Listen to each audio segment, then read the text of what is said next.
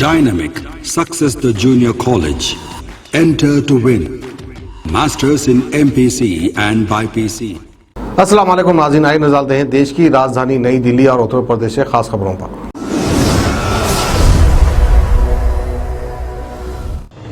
दिल्ली के मुख्यमंत्री अरविंद केजरीवाल ने छोटे बच्चों को निमोनिया, मेनिंजाइटिस और सेप्सिस जैसी बीमारियों से बचाने के लिए न्यूमोकोकल कंजुगेट वैक्सीनेशन की शुरुआत की है। इसकी शुरुआत करने के अवसर पर अरविंद केजरीवाल ने कहा कि ये वैक्सीन काफी महंगा आता है, लेकिन दिल्ली सरकार अपने हर बच्चे की जिंदगी बचाने के लिए कर रही है। उन्होंने हर दिल्ली वासी से बच्चों को सभी वैक्सीन लगवाने की अपील भी की है। ये वैक्सीनेशन दिल्ली के 600 सेंटर्स पर शुरू की गई है।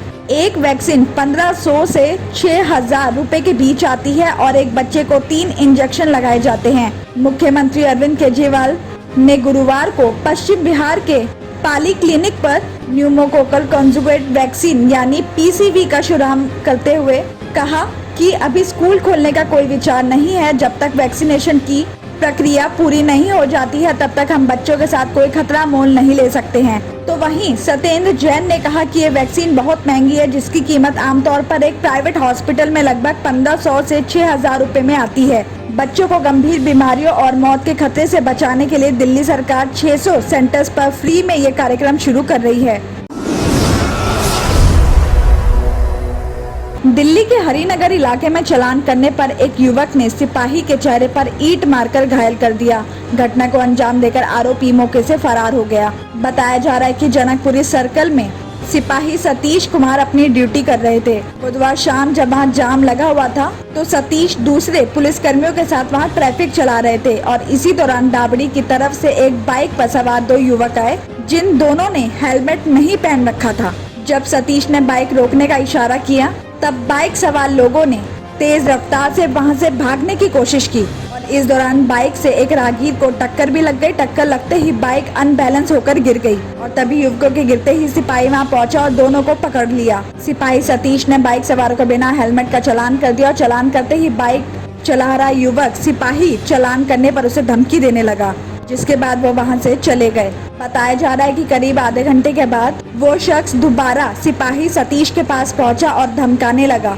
जब तक सतीश को समझ पाता, युवक ने हाथ में लिए ईंट से उसके चेहरे पर मार दिया और ईंट लगते ही सतीश जोर से चिल्लाया, जिसके बाद हमलावर युवक वहां से फरार हो गए। वहां ड्यूटी कर रहे दूसरे पुलिसकर्मियों ने सतीश को इलाज के लिए हॉस्पिटल ले गए। इलाज करवाने के बाद पुलिस ने सिपाही के बयान पर सरकारी काम में बाधा पहुँचाने और मारपीट कर मामला दर्ज कर लिया है और पुलिस इस मामले में फरार आरोपी की पहचान करके उसकी गिरफ्तारी के लिए तलाशी कर रही है।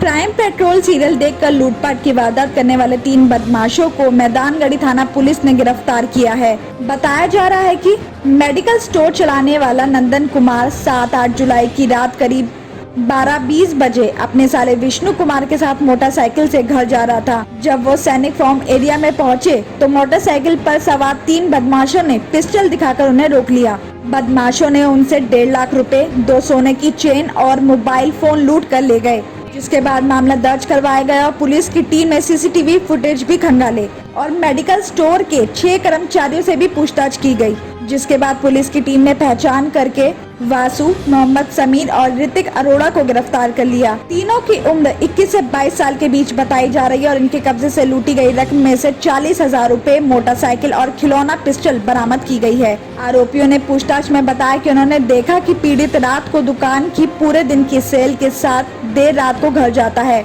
इन्होंने पीड़ित की रैकी की थी और ऋतिक अरोड़ा मुख्य आरोपी बताया जा रहा है, जिसने लूटपाट की वारदात की साजिश रची थी और पुलिस के चकमा देने के लिए इन्होंने क्राइम पेट्रोल सीरियल कई बार देखा था। तीनों आरोपी ड्रग्स लेने वाले बताए जा रहे हैं।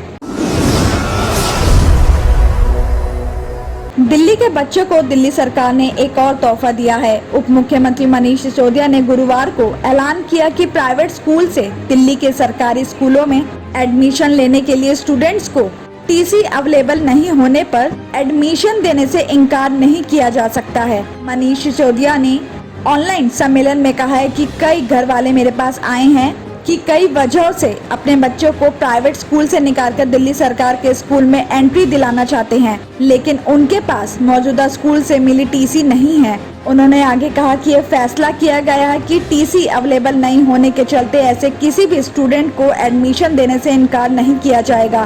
तो वहीं दिल्ली में स्कूल्स के दोबारा खुलने को लेकर केजरीवाल ने कहा कि अभी नहीं, इंटरनेशनल लेवल पर चल रही जानकारियों से पता चलता है कि कोरोना की तीसरी लहर भी आने वाली है, इसलिए जब तक वैक्सीनेशन की प्रक्रिया पूरी नहीं हो जाती तब तक हम कोई जोखिम नहीं उठाना चाहते हैं।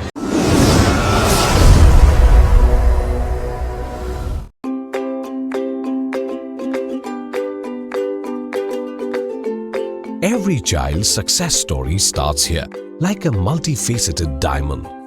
Every student who steps into Success School shines with brilliance, sculptured by teachers polished to perfection. If opportunity does not knock, I will build a door. To us, success comes in cans, not in can'ts. Success is falling 9 times, getting up 10. Some people dream of success, others put their heart and soul into working for it.